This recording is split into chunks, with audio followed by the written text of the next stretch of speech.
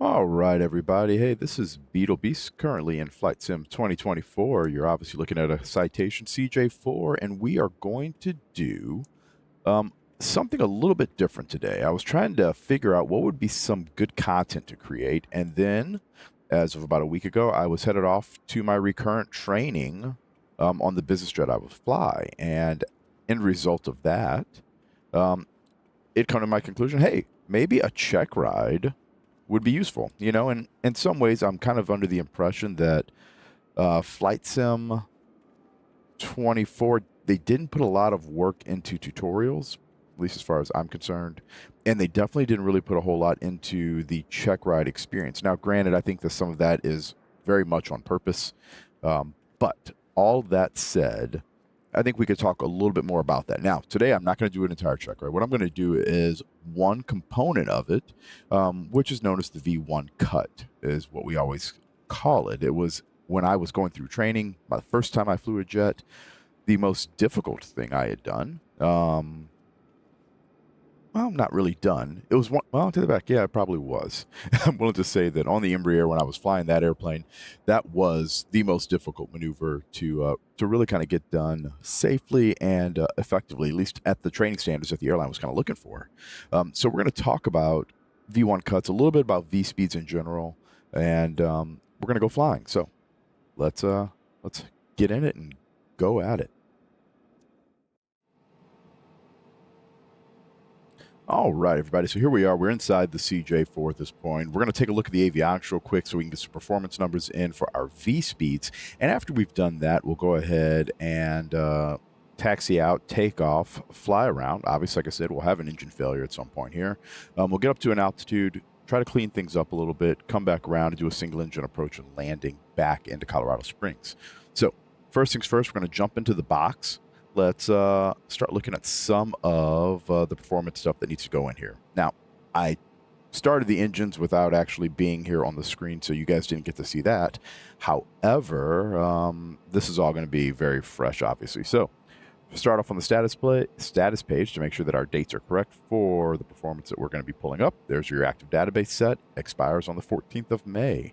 So if we bring up to our position initialization, we'll go ahead and click through that. And if you guys really want to go into detail on this, I do have CJ4 tutorials regarding the Proline 21, so you guys will be able to see how everything's done inside of the airplane. And, if you have any questions, you can throw them into the comments. So first things first here, we're going to go in and put in our origin and our destination, which in this case here is going to be the same location. So we'll start off at Colorado Springs, and we're going to go to Colorado Springs.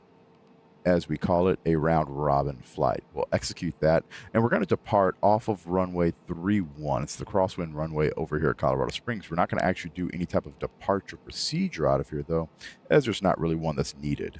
And I think for our arrival, I'm going to come back and shoot this ILS for 17. We'll do that with radar vectors. If we go out to a Dane, you can do it, but it's going to require you to fly a giant arc. I also have a tutorial about that. You can see it in my Cessna 172 G1000 tutorial. I don't think I've actually done a tutorial showing the arc inside of the Proline, but trust me, it does it.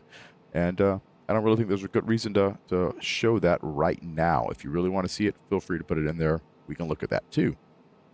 All right, so those things said, we'll go in here to perf, do perf initialization. We don't have any passengers today.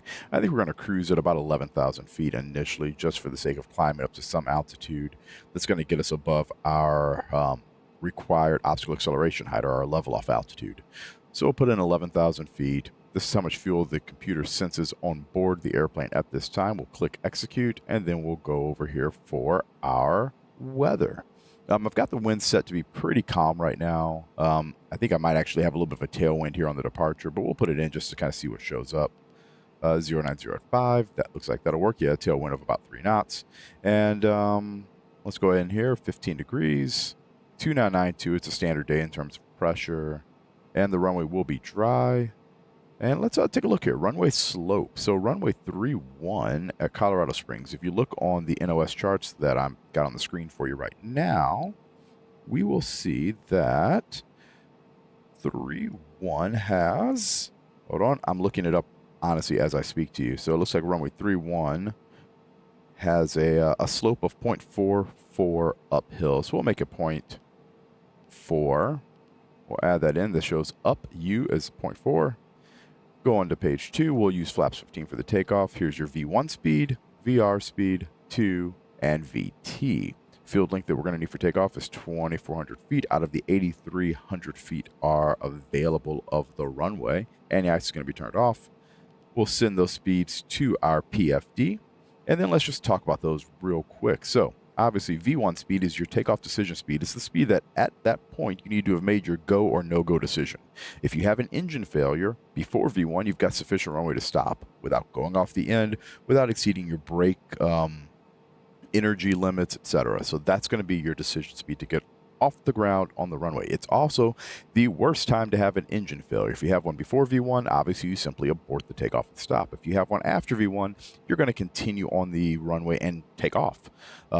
If you note, there's not much difference here between V1 and VR. That is your rotation speed. That's the speed at which you're supposed to initiate the rotation of the airplanes when you pull back on the stick.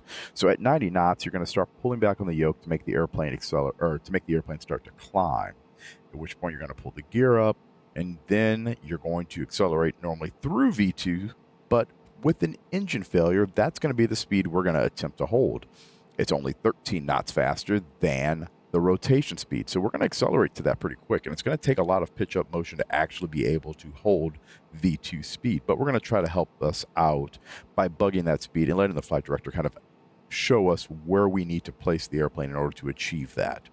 VT is going to be your final segment climb speed, so once you've reached what we call the level off altitude, and out of Colorado Springs here, it's about 9,200 feet. Once you get through 9,200 feet, you can accelerate towards this final segment climb speed. This is what we're going to use to climb the rest of the way up to whatever our cruising altitude is going to be. We'll declare our emergency. We'll come back around here to Colorado Springs and land the airplane. Or in many cases, if you just had an engine rollback and it just didn't explode on you, you would try to relight the engine and restart it. We'll talk a little bit about all of that as we get going, but before we take too long and I bore you guys too much, let's get on it. So the V speeds are now in. We'll go ahead and set in 11,000 feet as our altitude. Not quite that high and not quite that low. There we go. I'll put us into takeoff mode.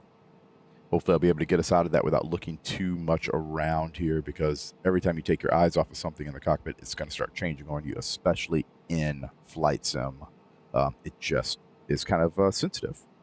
And then let's see down here. Everything looks like it's set there. We'll drop in our 15 degrees of flaps. Those are now indicated, and that matches what I put in for the performance. And bring up our legs over here, tune over here. We're going to put in a frequency that shouldn't matter to anybody so that we don't have to hear ATC yelling at us. And with that said, I think it's time to start taxiing. So the next time I see you, we'll be at the runway. All right, so we're holding short of the runway. I'm just going to talk about this hill right here. I'm sure that it is downhill to get to the runway hill at Colorado Springs for runway 31. But what's really interesting is that the terrain seems to be really kind of crazy here right now. So I have this thought that we're going to take off, and we may die on the takeoff just because they haven't done a real good job. I've got terrain displacement mapping turned off, but I know that when it hits a bump, stupid things like that happen. And the way this thing's kind of set in the valley, I'm going to say that they do not have this set up properly. But we're going to try it, and we'll see what happens. Which means that there's a very good chance this video never gets posted, because if I crash on takeoff because the game's broken, well, that's a whole other thing. So here we are, runway 31. We're going to be taking off kind of straight ahead. Let's center up that heading bug a little bit. And let's add the power in. Like I said, we'll have our decision made by 87 knots, and we'll be rotating at 90. All right, it's like 2 good engines. No warnings. Hopefully we can keep it going straight with the rudder pedals. All right. Yep, there's a bump. Shouldn't be there. 80, V1. Looks like our right engine just failed. Rotating. Positive climb, gears coming up. Let's pitch this airplane way up in the air. We're trying to find V2. It's going to take a lot. It's going to take a lot. Every knot that you're over your V2 speed is a knot that you are not climbing at. So you want to have as much of that as possible. Got quite a bit of left rudder in trying to hold the airplane straight and keep it from turning all over the place.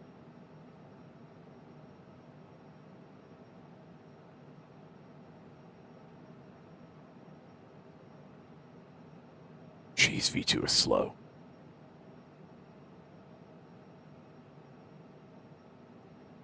All right, there it is. It's right about there. So we'll hold that. I'm going to try to hit my flight level change bug, and we're going to kind of bug that speed. So we're going to try to keep it right about there. And we're climbing up to 9,200 feet before we start trying to accelerate. So it's just going to be a very high angle of attack climb here to maintain V2 speed so that you can kind of guarantee that you're going to have obstacle clearance. So we got about 1,000 feet before we get to that. As you notice, we've got the gear up, but we haven't moved the flaps yet, and we're not going to do that until we reach that acceleration altitude. So what we can talk about right now is the fact that it appears our right engine has just rolled back. It's still producing some thrust out there, but not much of anything.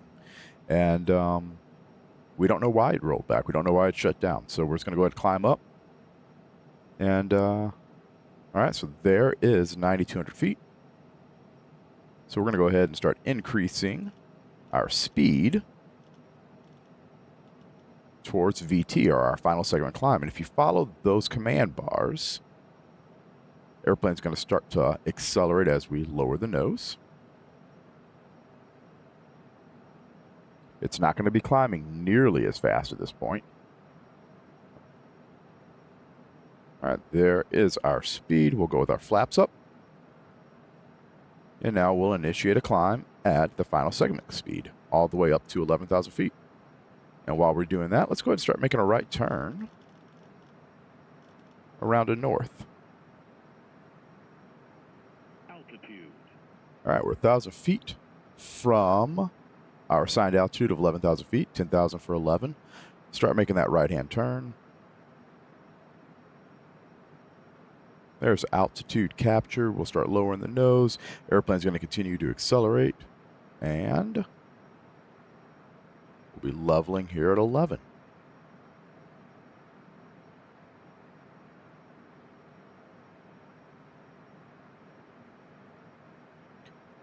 Now, as the airplane accelerates, you'll notice that you don't have to hold quite as much rudder in because you're going to have more effectiveness from the rudder that you're putting in. So the deflection that you put in is going to have more effectivity as you get faster. Now, if I want to go ahead and relax a little bit of pressure, I can. I've got the autopilot on. We can look down and trim some of that left rudder in there with an attempt to make the airplane fly a little bit more straight. I'll try to zoom out so I can see both. It looks like it's going to be right about there. So we're looking right here. I'll just circle it for you guys with the pin. But we're looking right there on the top of the PFD. That's where our rudder trim is going to be at. And it's going to tell us just how out of whack our rudder is. It doesn't appear to really be coming back in, though, which is kind of annoying.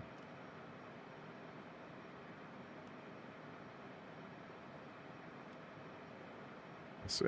I can see the rudder there. I wonder if it just trims very slowly. Let's see. I'm going to hold it in.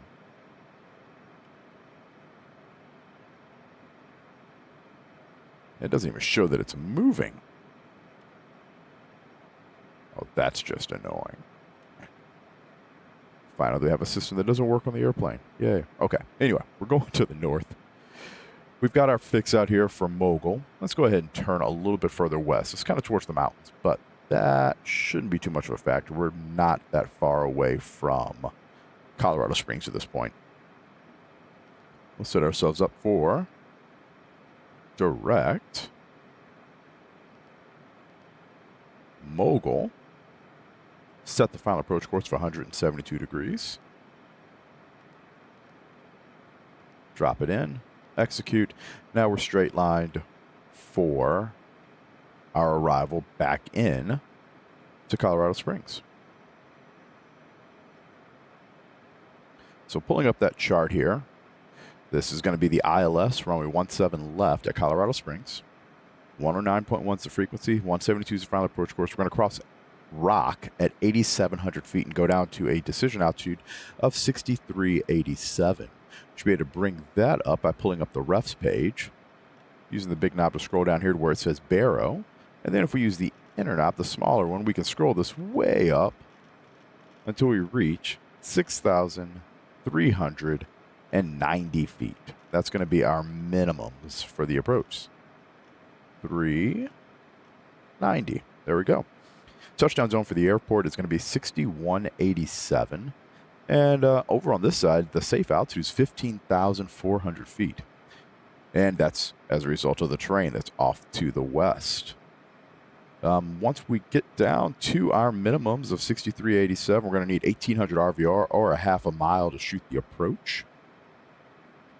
And if we have to go miss, it's going to be a climb to 7,200 feet, then a climbing left turn to 9,000 feet, 020 degree radial. We'll intercept the BRK 091 outbound to a Dane intersection, which is where the arc would have started, and hold there. I think that's enough talking. Let's start bringing this airplane back into land. So, in our heading mode, bringing the course around. We might fly through the course. It's only about 2.5 miles away. And if we do, we'll intercept on the other side. So we'll see what happens with that. I'll start slowing the airplane down ever so slightly. Not much. We're fast, but we're not crazy fast at this point. We're inside at 2 miles now to the final approach course, as you can see here on our MFD.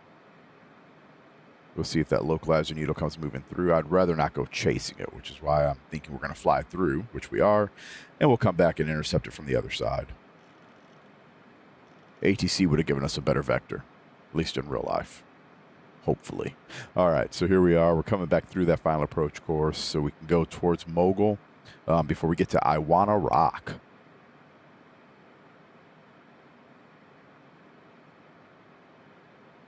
Now, in order to shoot these ILS approaches, you have to be within 90 degrees of the final approach course before you can arm the approach mode. If you try to do it outside of that, you're going to end up getting a back course, and it's going to try to fly outbound on the wrong course. We are within 90 degrees. We'll arm the approach mode. You get approach localizer here in the top of the PFD, and you'll also note the glide slope shows up right over here. Once again, we still only have one engine. We haven't run any checklists on why that engine failed, but we're going to go ahead and shut it off completely. Now it's dead, and it doesn't matter what I do with the thrust lever, it's not going to work anymore.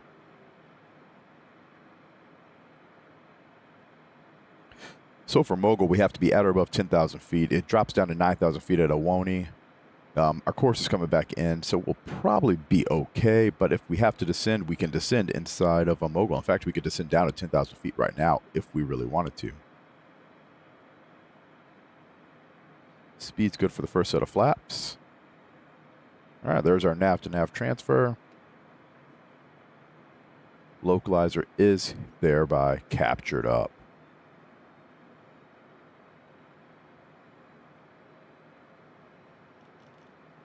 Center up that heading bug.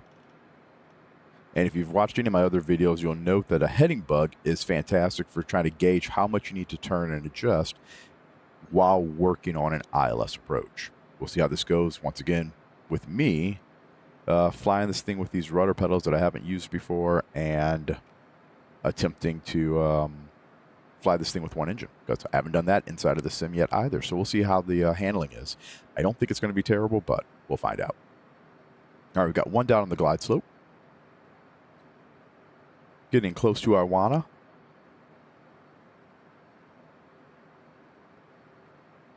And in fact, we can actually talk about that real quick too. So if you look right over here, you have your navigation information on the left-hand side of the PFD.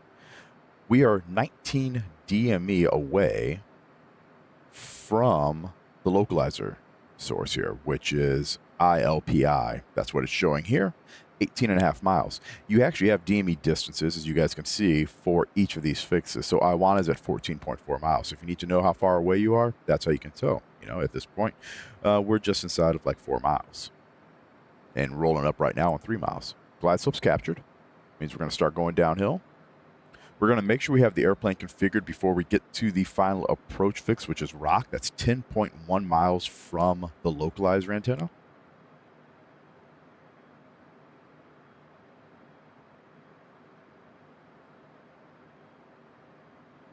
And on the glide slope here, I'm going to imagine we should cross Iwana at 9,000 feet. It's going to guarantee that we cross rock at 8,700 feet. And we'll verify that altitude as we get to rock. But, well, like I said, we'll make sure that we're configured before that. A couple miles before the final approach fix is a good spot to configure, especially in an airplane that is hard to slow down. You most definitely want to make sure that you can try to be configured before you reach the FAF, because at that point, you're definitely coming down, and airplanes don't always come down and slow down at the same time. This one here is pretty easy. In terms of jets to fly, it has very low approach speeds. It has very low ref speeds. Speaking of which, we didn't actually put ref data in.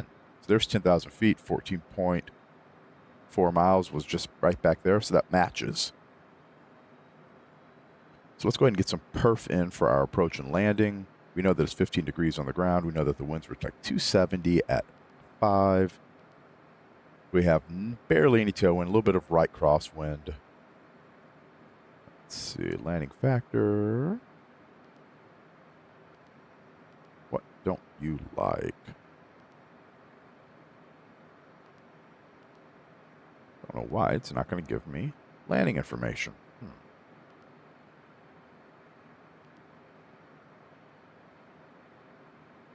It's not that. It's not that. That's already in. My pressure altitude's missing. That should... Oh, pressure. My QNH. I don't know why that's showing up as not being there. Let's click that.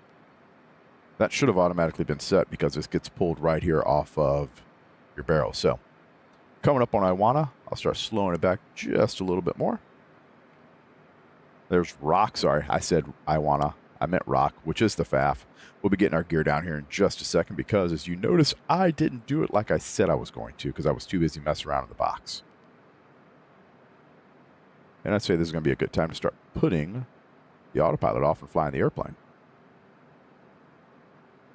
All right, gears coming down.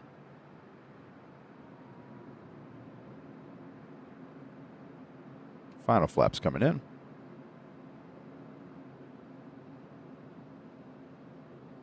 Our approach speed there is set. We're going to go down to VAP. And VREF is going to be the speed at which we actually want to be touching the fence. So adding a little bit of power back in. Autopilot's off now. We'll see how well I can do this. Now, every time you increase power on the engine that's operating, you will be increasing your rudder pressure because obviously it's going to try to make a yawing motion happen on the airplane every time you get to that point. So we'll continue watching our speed. Trying to keep it right there in the V-bars. And hopefully pretty close to approach speed. Now, as you get closer to the needles, as you get closer to the ground here, the sensitivity of the localizer is going to increase. So smaller movements are going to make more drastic changes. So you want to kind of be pretty well stabilized the entire way down. Because if you're fighting to keep it in the middle at that point, or now, it's going to be more difficult to keep it there when you get a little bit closer in.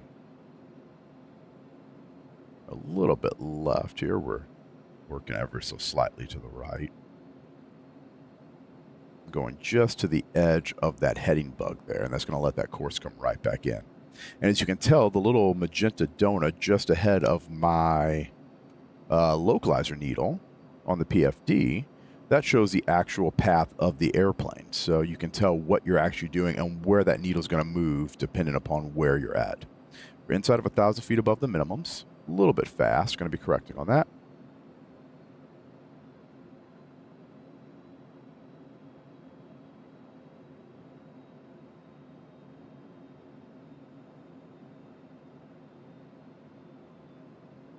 But I'm pretty happy with the way the airplane's flying.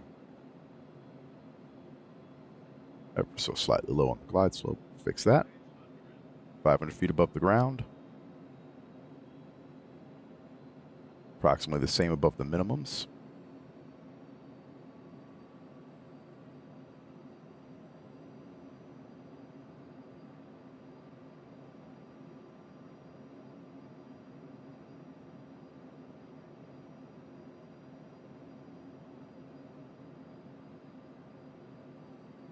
power back ever so slightly again.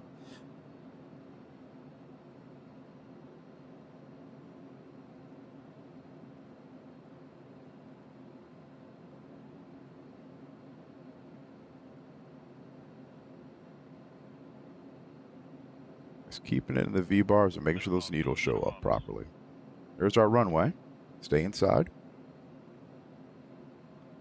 Don't get tricked into starting to look for the runway until you know that you're transitioning to the landing environment. If you try to look at it too early, you can find yourself in a bit of trouble and end up getting low on the approach course is the typical response. All right, power's coming out. All right, and we're on the ground. We'll see if the runway attempts to crush us with its terrain having problems. But it doesn't appear that that's going to be the case right now.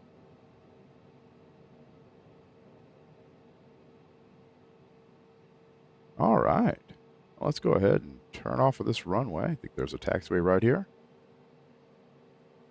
Hopefully that video works out for you guys and everyone's able to learn a little bit about what it looks like to see an engine failure during the takeoff phase of your flight in in this case here, obviously a business jet, so flying around on one engine. I'll bring my flaps up. Takes a little bit of power to get up the hill.